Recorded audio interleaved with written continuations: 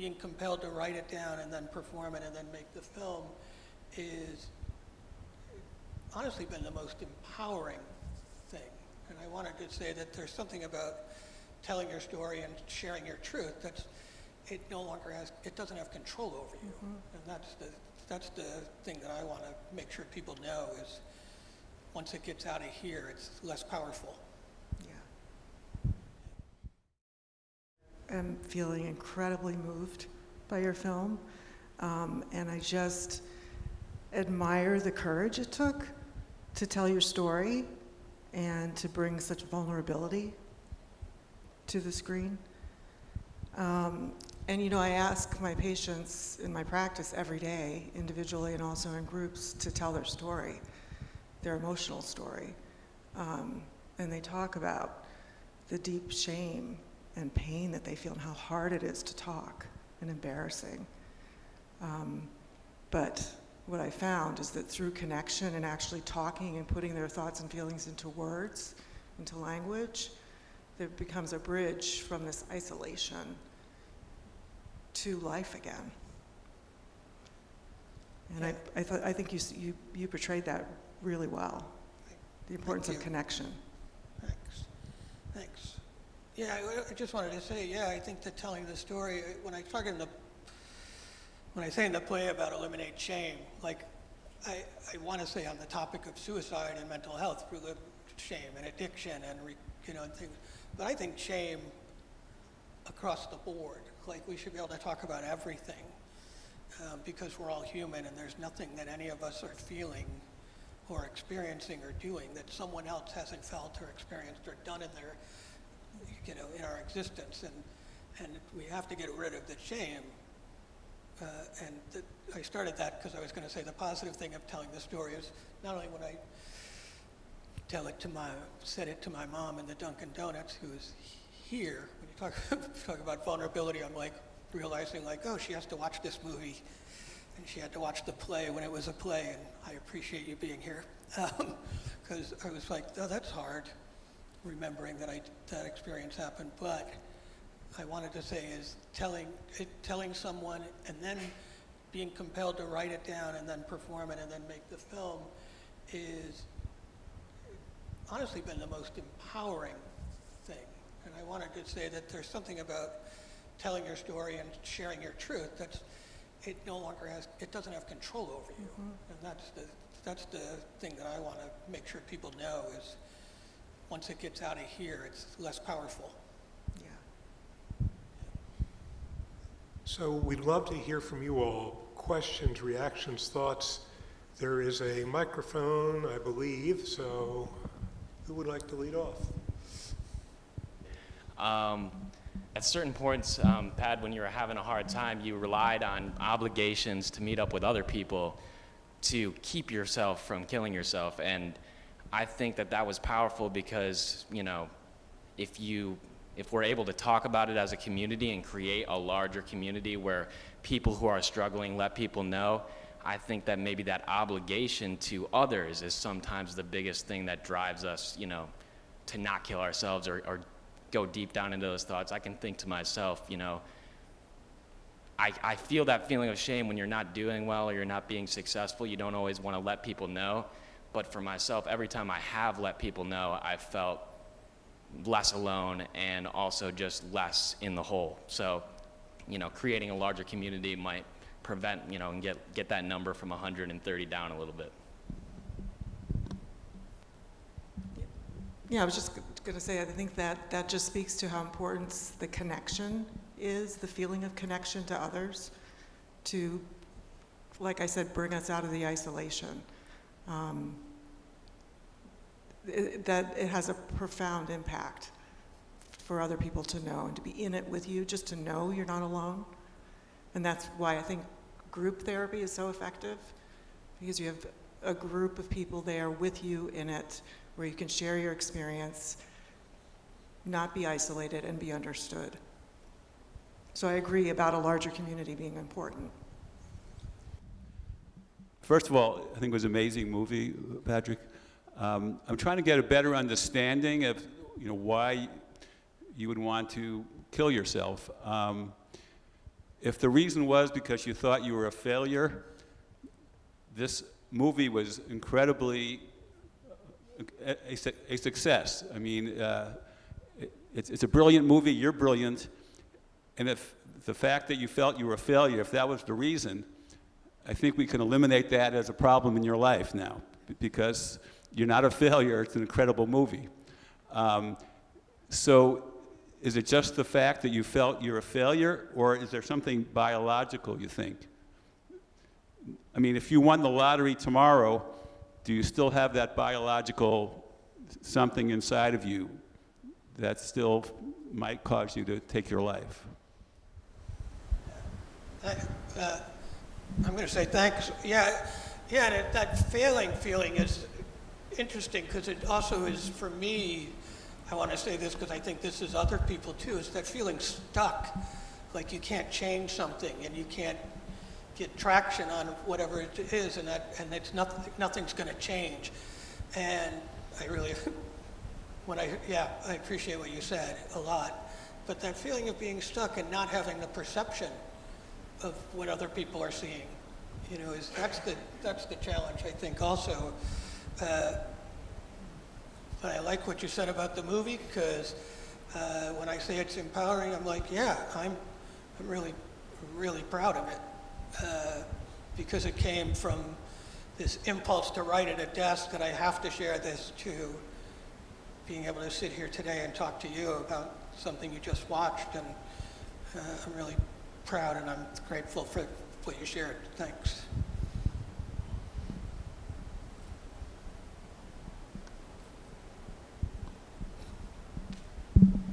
Hi, I had a comment and then a question. I think it's interesting to observe that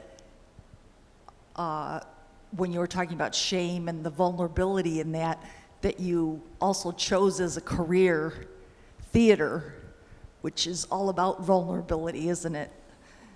And that's just an observation. My son suffers from major depression, treatment-resistant depression, and he actually went to college for theater. So I can relate to this a little bit. And then my other question was maybe more for the other panelists is, I wonder what your thoughts are on when we may see some progress related to the potential use of psychedelics. And I know the FDA hasn't approved it. I know Johns Hopkins is doing some research, but for like major depression and that, if you could speak to that at all. It's coming very soon, I believe. I'm actually going to a conference next weekend about this. So we're getting closer and closer, and I think it's actually, I don't know what you think. This is my mentor here in my training, but I think it's going to change the landscape of psychiatry. We haven't had something new in a very long time. So you're right, not here yet, but definitely coming, and I'm excited about it. Do you think there'll be a challenge related to having clinicians that it's not just from what I've read, it's not just the administration, what you said, initial therapy before and after to make the best use of it? So clinicians who can combine therapy and medication management, we need more of those. Yes, I think that's going to be a challenge. I guess the old mentor would say that I'm agnostic at this point. There is so much, to me it's still so preliminary, and it's so difficult to get really good data on this. The experience is obviously incredibly powerful, but having somebody sit with you for 8 hours and have a close relationship is incredibly powerful. So how much is the psychedelic itself? How much is the way it's being done? The whole mechanism, to me, it's still very unclear. It's an exciting possibility. I'm also a child of the 60s, so I saw all the damage of uncontrolled use, which is a very different thing. I lost too many friends. But yeah. I'm going to say, as a non-professional, I totally understand why it's having success. And I'm a fan, and I wish that I could do it. but my history tells me that I cannot safely. But when I was doing it recreationally, it was really helpful for me, and wasn't knowing I was depressed. So I'm intrigued. I've watched a bunch of documentaries about it, and I think, and then I have to call someone to remind me that I can't do it. But I'm glad others can. So I just thought the writing and the filming was remarkable. I agree, it's brilliant. I'm lucky enough to have watched 15 years of Real Mind, and I really honestly feel this is one of the most moving pieces I've seen. So, and I really relate to the shame piece that you're talking about. By the way, when she says she's watched 15 years, she ran 15 years of Real Mind, so let's get this straight.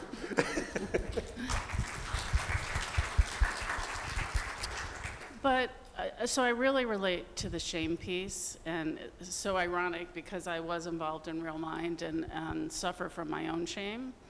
So it's very powerful, I think, when people speak about it. So I'm kind of interested, so you felt the shame. Can you talk a little bit about the process of how you decided then to write it, to perform it, and to make this so public? Did you ask, how did I come to do that through the shame? I'm sorry? What did you ask? I heard all of that till the question. So how did you move from feeling so private about it and shameful to deciding, I want to write this, I want to perform it, I want to share it? It was stages. I came home from being the guest artist and sat down and said, I got to write this, right? Because I watched people not be able to talk about it when the student died, and not knowing what to do. And I say in the film, the counselors were great, and they made themselves available, but nobody else really knew what to say or talk about it, so I wrote it. And then I didn't know what I was going to do with it, and I thought nothing. And then on social media, somebody I went to high school with, who I don't really know that well, posted that their daughter had died of suicide and wrote, and nobody talks about it. And so I then called a friend of mine who runs the theater festival, and I said, I have this thing, and I know I'm late, but I want to present it. I want to do a reading of it, because I want to do awareness, and I want to raise money for suicide, and I want to talk about it. And she said, well, if you want to do that, you have to perform it, because we don't raise money from the readings. And so I was like, okay, great, I'm doing it.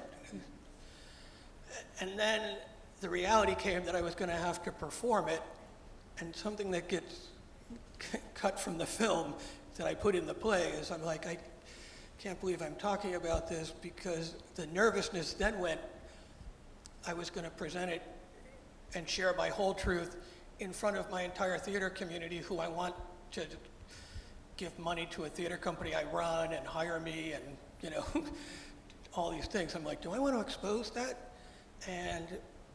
But the student at the college and the social media post are what motivated me to do it. And then the first time performing it, I had a line of people afterwards talking to me about their experience and their relationship to suicide and their families, friends, family, if it wasn't their thoughts, people they know. And that's when I was like, oh, right. My impulse to have to put this in paper and perform it is relating and connecting with other people, and so now I felt compelled to keep doing it. But it was really those two, like, I have to write this down because I have to, and then I never actually thought I was going to perform it. But I'm grateful that I did. I'm grateful too. Thanks. Patrick, I'm curious, do audiences react differently to the film than they do to the live performance? What? Do audiences react differently to the film as opposed to the live performance?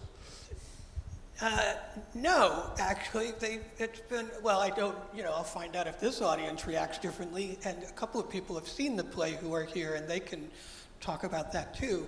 But my experience was actually, I felt good about the film, because after the first, we had a premiere in New York, and I had similar conversations, and a thing about the film that did it is like the voiceover of me sitting on the subway.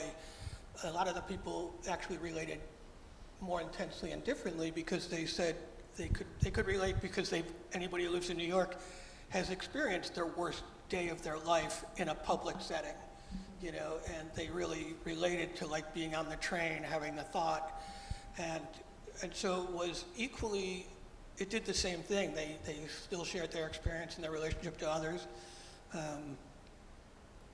and so it's been as impactful. We'll find out after tonight if that's true here. But yeah, no, I was happy. That's why I was really happy, is it seemed to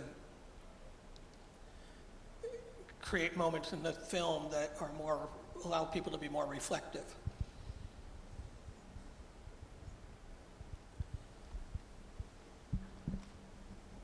Just wanted to thank you very much. It was a really powerful film, and as someone who lives with the experience of suicidal thoughts, I thought you really encapsulated the experience really well. So I just really appreciate that. And I wonder, so I think one of the challenges also of that 4%, people who do talk about it and those that don't, from my own experiences, is not wanting to talk about it because people don't want to get locked up. They don't want to be, forced treatment. They don't want to be mental health arrest. And so people don't ask for help. And I'm grateful I did find what's called the Alternatives to Suicide mutual support groups. There's support groups of people that live with the experience, and there's a commitment to not call the police on anyone. And I'm curious your thoughts, any of the panelists, about how that kind of an approach, creating a space where people feel safe to talk about it with others who experience it, can be supported. Because I think the problem things like that run into is organizations don't want to support it because they don't want to be liable. They don't want to be, open up for being sued, that kind of thing. But it's a slow growing movement and option in different parts of the country. And personally, I found it very, very supportive. So love your thoughts. I wasn't aware of that organization or movement in the country right now, but I think it sounds really powerful. And talking about what we're thinking and feeling is critical. That's the first step. We need to be able to speak about it freely, without fear of, repercussions of some kind. And I think when people talk often in public, if they do talk about suicidal thoughts, it creates a lot of anxiety in other people. And to manage their own anxiety, they feel like they have to do something. And then they react, and sometimes in not helpful ways. If I look back on my career, I had to pick one thing that I get most excited about in terms of the progress we've made. It's really the whole peer support, peer recovery movement.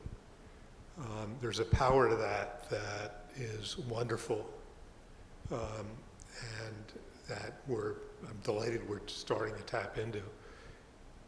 And I think one of the take-homes for me from this film is that the terror of being alone and isolated, and that what we all want is community, what we all want is the connection with others around us. You've had it a number of different ways. You've had it in your theater, you've had it in AA, and these clearly have been helpful to you. It sounds like you have found an equivalent, which is wonderful. And we need more and more ways to get community. So another plug for group therapy. I don't know if I have anything to add. Yeah. I think community is important, and talking about it's important. And I think about you know, it's AA, it's interesting. It's like there becomes a point when you're like, also where you stop talking because you're like, oh, I don't want to share my problem. It's, you know, I'm not coming out of homelessness or something. I've been doing this for, I'm now 31 years sober and whatever. And it's like, no, you still got to talk, you know, and that ebbs and flows. So staying vigilant is important. Oh, there's a hand back there.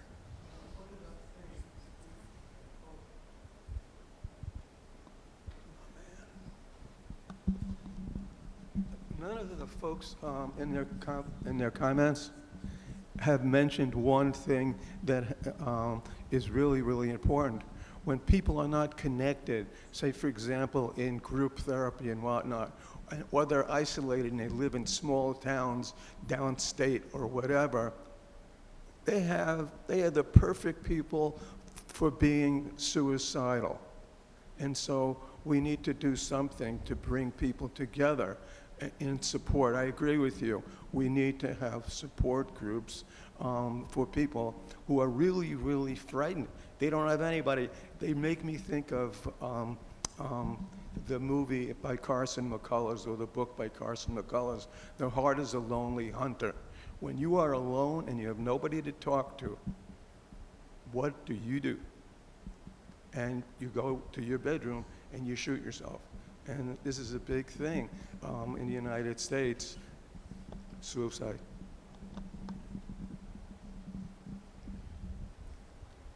I'd just like to say a few words. I facilitate a self-help support group for NAMI, the National Alliance on Mental Illness. And very often in our group, the topic of suicide comes up. And I'll ask the group, how many people here have thought about hurting themselves or killing themselves? And every hand in the group usually goes up. It's good to have a space where it's safe to talk about those feelings.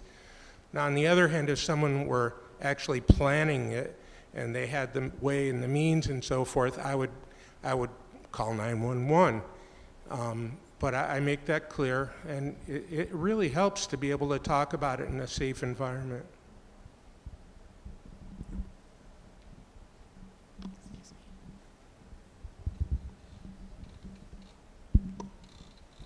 Hi. Oh, hi.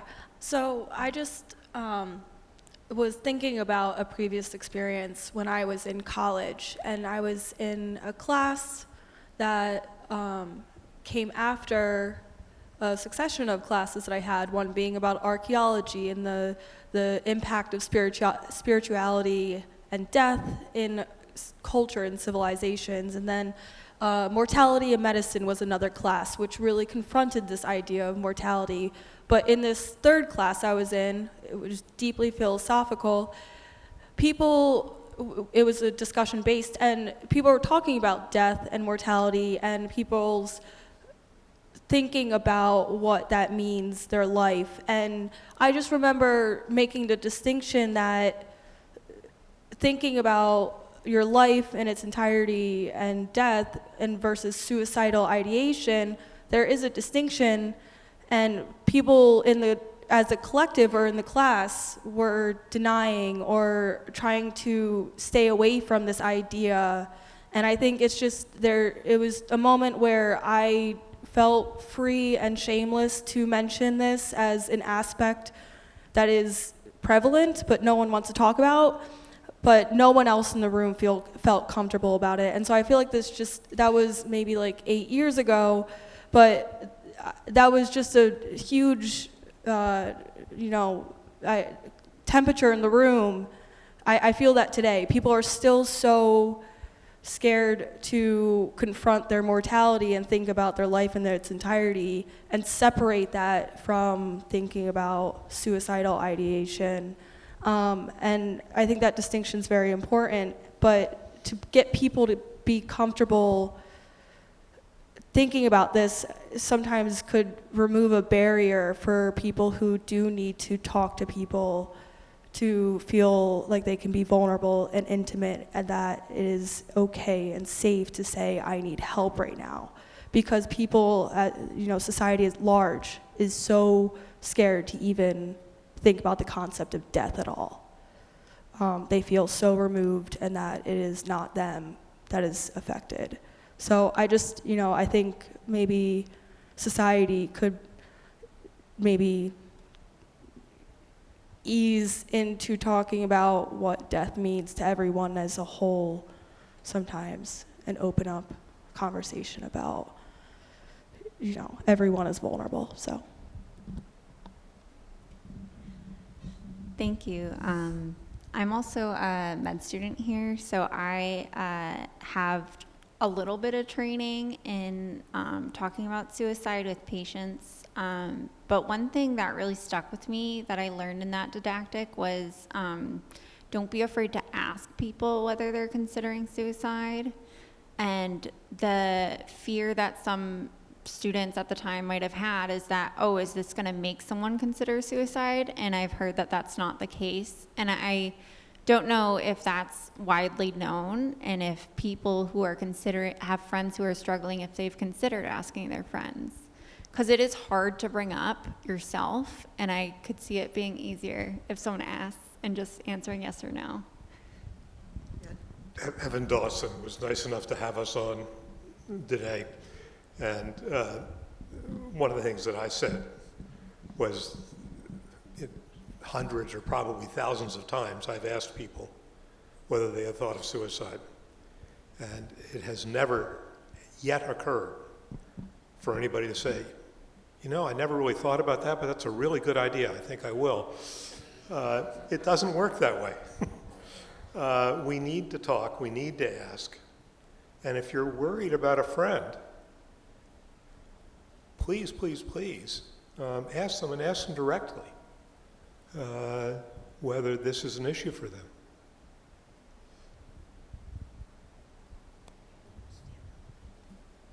So just one more for Pat. I was just wondering, you spent a long time performing this as a play, and so I was just wondering, is there any differences on how it affects you and how you feel about it versus watching it and performing it?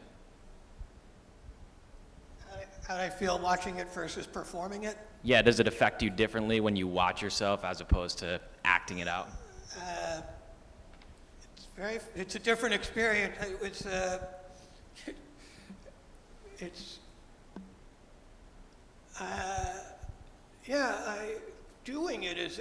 Performing it is interesting live because I'm the one having the conversation with the audience, and I'm not really aware of myself when I'm performing it, and then I can't do the talk back immediately after, because for 20 minutes after I'd like to be in the fetal position and feel so open and exposed and vulnerable, but I don't know that I'm exposed and vulnerable while it's happening.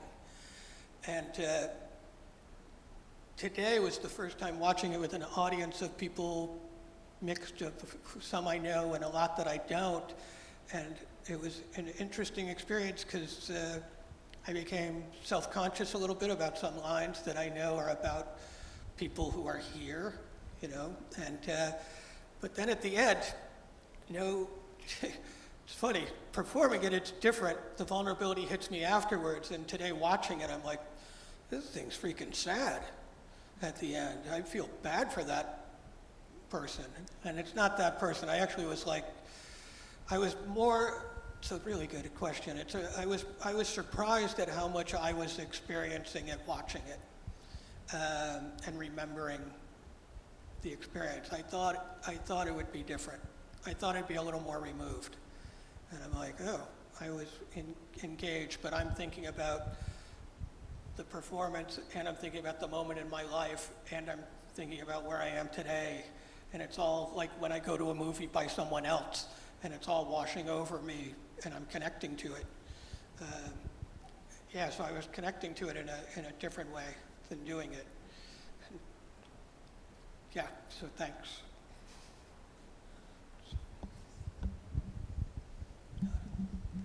Yeah, I just wanted to say that years ago, I lost the most meaningful job I had ever had. And shortly thereafter, I remember Larry invited me to lunch. And I can't remember if you asked me if I was thinking about killing myself, but I knew why you asked me to lunch, and it was very meaningful, and it was a great comfort, and I just want to say thank you. Thanks. I'm glad that it happened, apparently. Maybe we would, unless time for one more. I can't believe I'm doing this, but I've tried to commit suicide many times and saved myself the last time I would have died. And then last year, my brother committed suicide, and it was very quick that we knew there was a serious problem, and he was hospitalized, and then he wanted me to call him every night, and suddenly I was on the other side for the first time ever of somebody asking me for help. And I did not know what to do or say. And I remember several years ago, there was a film in this program. It was only online, I think, so it must have been during COVID. I don't remember the name of it. I think it was in New York City. And I only remember it being women, but I'm not positive about that. And it was a group that their purpose that I remember was, you can call me 24/7, and I will come to you. And I don't know if it was all one-on-one matched up, or you had a group to select from. And they showed these people doing it and talked to them about doing it and how much it meant to them.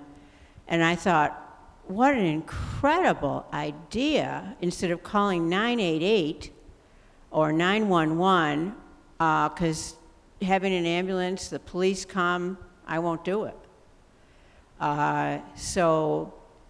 But then I thought, that would be great to have somebody to call, but that means somebody is able to call me. Well, I don't know about that. It sounds good the other way, but I don't know if it sounds good with somebody calling me and me feeling responsible for helping them. But the whole idea, since I saw that film and then it happened with my brother last year, has just made me think about this even more, and just wondering if something like this could ever happen, be started, or if it's just a terrible idea.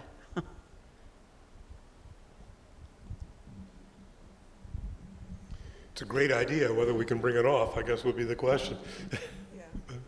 Yeah, I think it's a good idea, too. I also just wanted to say I'm sorry about your brother. We should probably wrap up. We're going to be back again next week. There is a film that is about 3 women whose mother ended her life by suicide 20 years before. And we watched the sisters as they support one another. It's incredibly affecting. And it really gets beyond suicide to talk about the whole process of grief and how do we work through it. Really encourage you to come. And lastly, I don't know who you are or where you are, but Padraic's mother, thank you. And Padraic, thank you. Thank you.